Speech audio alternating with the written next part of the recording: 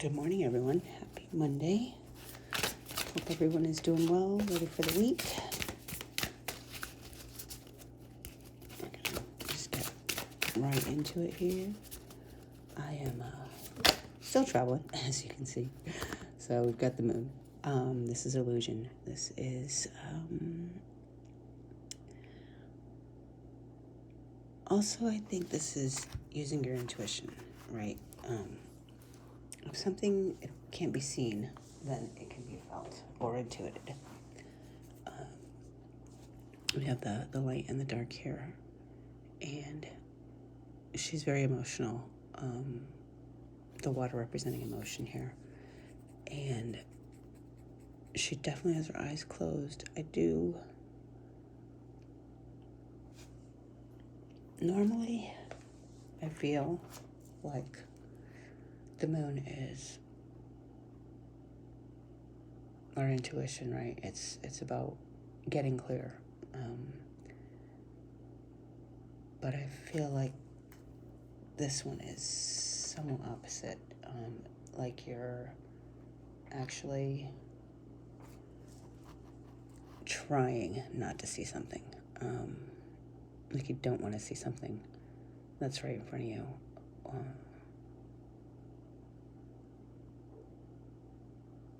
A lot of times I don't think that this is necessarily a conscious choice, right? I think at times there are stories we tell ourselves or belief systems that we have put into place that when we see something that is in direct contradiction of that belief, and it's a belief that is really ingrained, we have a tendency to not see it. It's called cognitive dissonance, and it's actually fascinating. It's a phenomenon I've been thinking and talking about for a while with my friends and family, and you wonder how, when you finally do drop the belief, or at least open yourself up to the possibility that may not be true, you start to see things clearer, start to see them objectively, and it's really actually kind of frightening would be the best way for me to put that. How easily you were fooled, or at least that's how I felt when certain things came to light in my life, and it was almost making you not trust yourself, almost making me not trust myself. Like, could I really trust what I was seeing? And the fact is you didn't see it because your brain couldn't make sense of it, right? I was listening to a podcast last night talking about how your subconscious is the true nature of what creates your world around you, right? We've all talked about the law of attraction, and we've all known that we can manifest our dreams and, positive thoughts, blah. I don't want to say blah, blah, blah, because that sounds awful, but positive thoughts, etc. And it, we can say that all day long in our conscious mind, but until we believe it in our subconscious and make it a habit, it's never going to manifest, because our subconscious mind is the translator. So the same would be true of what we see, right? If we don't believe a certain person could be a certain way, then we're never going to see it, no matter how much we do actually see it. And I feel like that's what the moon is saying here. So start trying to see things for what they truly are and not for what you believe them to be. Drop the limiting beliefs. To the lovers. Lovers is partnership, romantic, or otherwise. It could be a business partnership. It doesn't have to be romantic, although it typically is. We've been getting a lot of romance cards lately, which I find to be interesting, because I really try to focus on this channel on personal growth and self reflection and so forth, and I don't really take the relationship part into account very often, but it seems like it's screaming lately that it needs to be taken into account, and you know, that's probably a good thing, because you know, what good is life being good if you have no one to share it with? Which sounds contradictory to you make yourself happy, but you know, you can be happy and content alone too. I'm not saying you have to have a relationship, but you do have some sort of relationships, right? Even if they're not romantic. If you were on an island by yourself, although a lot of us would probably want to be there nowadays, it'd be kind of boring, right? I mean, who would you celebrate with? Who would you enjoy spending time with? Who would you share those ups and downs with? So I guess the point being is we can't discount it, right? And the Lovers is, it's marriage, right? It can mean marriage, it can mean partnerships, it can mean business partnerships. It doesn't have to be romantic. It is an emotional connection, however. So I feel like in that particular card, she's pulling him in, right? I never noticed that before, that she actually had her hand on his hair, pulling him in to her. It doesn't appear as if he's obviously not fighting it, but he doesn't appear to be pulling her in reciprocation. So maybe she's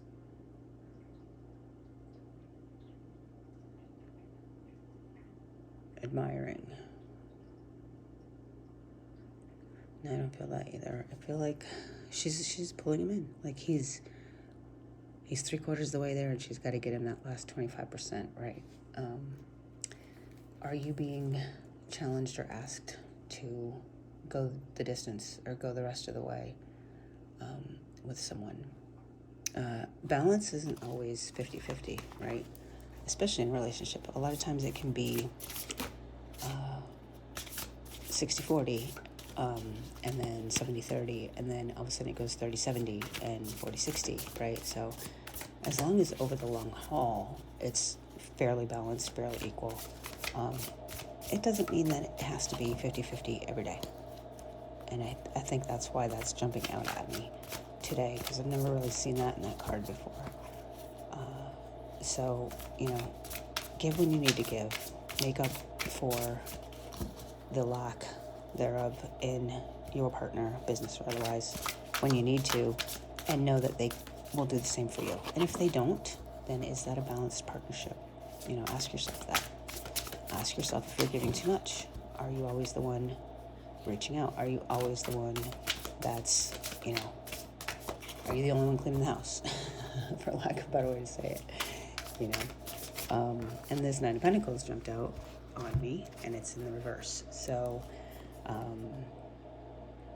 that concerns me a little bit, because Nine of Pentacles, we got that yesterday, but we got it in the upright. And that would have been the financial gain, right? But when it's in the reverse, we get jealousy, envy, financial setbacks. We get workaholism.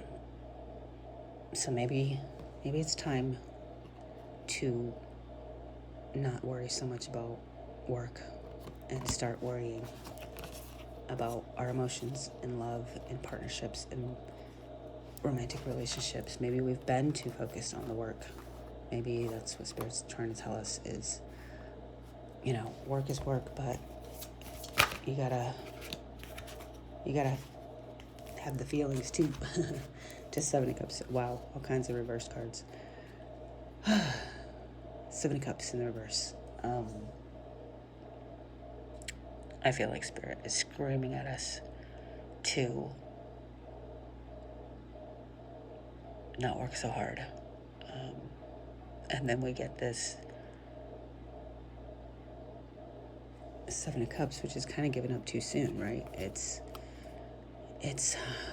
not working. long enough. It's giving up right before the end of the race. It's being lazy, working with no rewards. Maybe that's what you feel like. Maybe you've worked so hard you're not feeling like your rewards are coming in.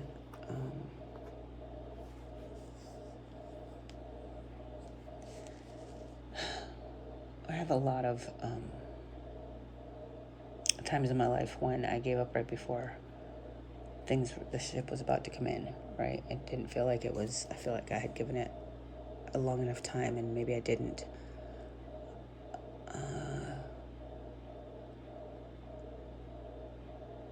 To the Strength in reverse. I'm just going to try to read these together because I'm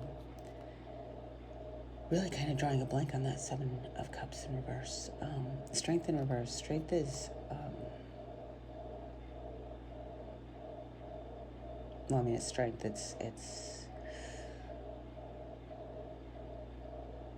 It's powerful, right? It's knowing your light and your dark, and it's being okay with yourself. When it's in the reverse here, it's disgrace. It's fear.